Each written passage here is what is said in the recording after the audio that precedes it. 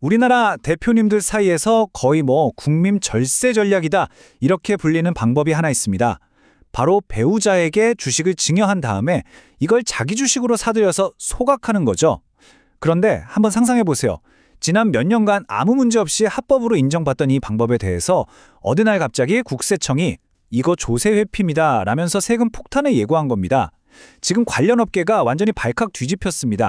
아니 이게 말이 되나요? 법적으로 전혀 문제가 없던 절세 전략에 어떻게 하루아침에 세금을 매길 수 있다는 걸까요? 많은 대표님들이 도대체 이게 무슨 소리냐며 엄청 혼란스러워하고 계십니다. 오늘 바로 그 논란의 한복판으로 들어가서 문제의 진짜 핵심이 뭔지 같이 한번 시원하게 파헤쳐 보겠습니다. 자, 우선 이 전략이 뭔지부터 간단하게 짚고 넘어갈게요. 아주 간단합니다.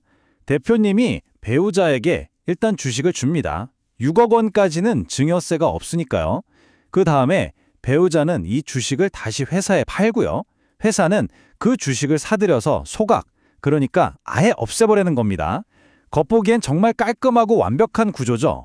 자, 그럼 이 전략이 왜 그동안 합법이라고 다들 자신했는지 그 근거가 되는 세 가지 법적인 기둥을 한번 살펴보겠습니다. 이 기둥들이 워낙 튼튼해서 국세청이 왜 이걸 문제 삼는지 다들 의아해하는 거거든요. 첫 번째 기둥, 이건 상식이죠. 상속증여세법입니다. 부부 사이 증여는 10년간 6억까지 세금 없다고 아예 못을 박아놨습니다.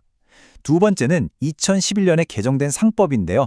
덕분에 비상장 회사도 자기 주식을 자유롭게 사고 팔 수 있게 길이 열렸죠. 마지막 세 번째 기둥은 부동산의 2월과세 제도라는 건데 이게 주식이랑 구조가 거의 판박이거든요. 근데 이건 이미 합법으로 인정받고 있어요. 그러니까 이 세 가지 법을 정면으로 부정하지 않고서는 과세하기가 사실상 불가능해 보이는 거죠. 그럼 국세청이 이렇게 명백하게 존재하는 법들을 그냥 무시하고 세금을 매길 수 있는 걸까요? 정답은 아니요입니다. 당연히 안 되죠. 국세청도 법을 무시할 순 없습니다. 바로 여기서 국세청의 진짜 노림수가 드러납니다. 법 자체를 공격하는 게 아니라 그 법을 실행하는 여러분의 과정, 그 과정의 허점을 파고드는 겁니다. 바로 여기가 이번 사태의 진짜 핵심 포인트입니다. 자, 이제부터 국세청이 집중적으로 파고드는 진짜 타겟, 바로 실행 과정에서 나타나는 허점들에 대해 알아보겠습니다. 솔직히 법 조항 아는 것보다 이걸 아는 게 100배, 1000배는 더 중요합니다. 국세청이 여러분의 완벽해 보이던 절세 계획을 한순간에 물거품으로 만들기 위해서 정말 현미경을 들이대고 찾아내는 결정적인 허점, 딱 6가지가 있습니다. 자, 지금부터 체크리스트를 하나씩 보면서 과연 내 회사는 이 함정들로부터 안전한지 냉정하게 점검해 보시죠. 첫 번째 함정, 바로 돈의 꼬리표입니다. 주식을 증여한 건 대표님인데 나중에 주식 판 돈을 결국 대표님이 썼다는 흔적이 나오면 어떻게 될까요? 국세청은 바로 아하, 이거 진짜 증여가 아니라 세금 안 내려고 수한 거구나 이렇게 판단합니다. 예를 들어 배우자 계좌로 돈이 딱 들어왔는데 며칠 뒤에 그 돈이 쏙 빠져나가서 대표님 개인 빚 갚는 데 쓰였다? 그럼 그냥 게임 끝입니다. 위장거래로 보고 전체를 무효로 만들어버릴 수 있어요. 돈의 최종 주인이 누구냐? 이게 핵심입니다.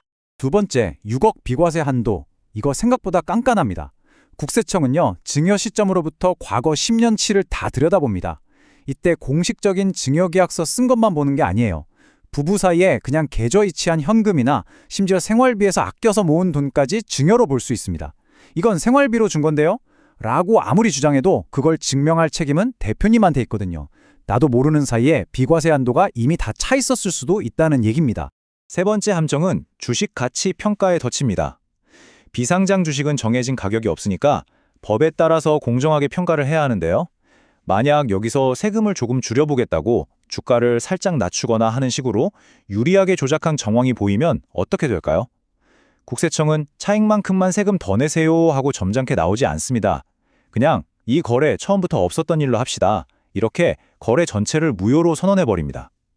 작은 욕심이 모든 걸 망칠 수 있는 거죠. 네 번째, 이건 정말 치명적인 실수인데 바로 절차 생략입니다. 자기 주식을 취직하는 건요, 상법에서 굉장히 민감하게 다뤄요. 그래서 주주총회 결의부터 모든 주주에게 알리는 통지까지 보통 2에서 3개월이 걸리는 아주 깐깐한 절차를 거쳐야 합니다. 근데 바쁘시니까 에이, 이 정도는 괜찮겠지 하고 하나라도 건너뛰는 순간 그건 국세청에게 이 거래 전체를 무효로 만들 완벽한 명분을 그냥 떠먹여주는 꼴이 됩니다. 5번째는 취득 목적을 빠뜨리는 함정입니다. 회사가 자기 주식을 왜 사들이는지, 그러니까 사자마자 바로 소각할 건지 아니면 나중에 되팔려고 보유할 건지를 서류에 명확하게 밝혀야 합니다. 이게 왜 중요하냐면요. 소각은 배당으로 봐서 배당소득세를 내고요. 보유는 양도로 봐서 양도소득세를 내거든요. 세금 종류랑 세율이 원정이 달라져요. 이걸 서류에 딱 한 줄 안 썼다? 그럼 국세청은 바로 아하, 일부러 세금 적은 쪽으로 가려고 머리 썼구나. 이렇게 의심의 눈초리를 보내는 거죠. 자, 마지막 6번째입니다. 이게 가장 흔하면서도 진짜 억울하게 세금 폭탄을 맞을 수 있는 케이스예요. 바로 실물 주권을 발행하지 않은 경우입니다. 화면을 한번 보세요. 내가 회사를 처음 세울 때 주당 10,000원의 주식을 샀고 나중에 회사가 커져서 90,000원에 또 주식을 샀다고 해봅시다. 이번에 비싸게 산 90,000원짜리 주식을 팔고 싶어도 주식의 이름표, 즉 주권이 없으면요. 세무서는 무조건 가장 먼저 산 것부터 판 것으로 간주합니다. 이게 바로 그 무서운 선입선출법 FIOFO입니다. 나는 90,000원에 사서 90,000원에 팔았으니 이익이 0원이라고 생각했는데 세무서는 10,000원에 산 걸 90,000원에 팔았으니 80,000원의 이익이 생겼네요. 세금 내세요라며 어마어마한 세금을 매기는 거죠. 정말 황당하겠죠? 자, 다시 한번 빠르게 정리해 볼까요? 국세청이 독수리의 눈으로 노리는 6가지 함정. 첫째, 증여자가 결국 돈을 썼다. 둘째, 10년간 증여 한도를 잘못 계산했다. 셋째, 주식가치 평가에 오류가 있다. 넷째, 취득 절차를 제대로 안 지켰다. 다섯째, 취득 목적을 빼먹었다. 그리고 마지막 6째, 실물 주권이 없다. 이겁니다. 최종 결론입니다. 오늘 쭉 분석해보니 어떻습니까? 문제의 핵심은 전략 그 자체가 아니다. 정말 악마처럼 사소한 디테일에 숨어 있다는 걸 알 수 있습니다. 오늘의 핵심 메시지를 한 문장으로 요약하면 이렇습니다. 배우자 증여를 통한 이익 소각 전략 자체는 합법이다. 그러나 그 실행 과정에 단 하나의 흠이라도 있다면 전체가 불법적인 조세회피로 간주될 수 있다. 결국 법은 당신 편일지 몰라도 그 법을 완벽하게 지켜내는 건 오롯이 당신의 몫이라는 아주 현실적인 이야기입니다. 이 절세 전략 여전히 잘만 쓰면 아주 강력한 무기인 건 맞습니다. 하지만 오늘 우리가 스스로에게 던져야 할 진짜 질문은 바로 이것입니다. 나의 절차는, 우리 회사의 서류는 정말 단 하나의 빈틈도 없이 완벽한가? 사소한 실수 하나가 합법과 불법의 경계를 무너뜨릴 수 있습니다.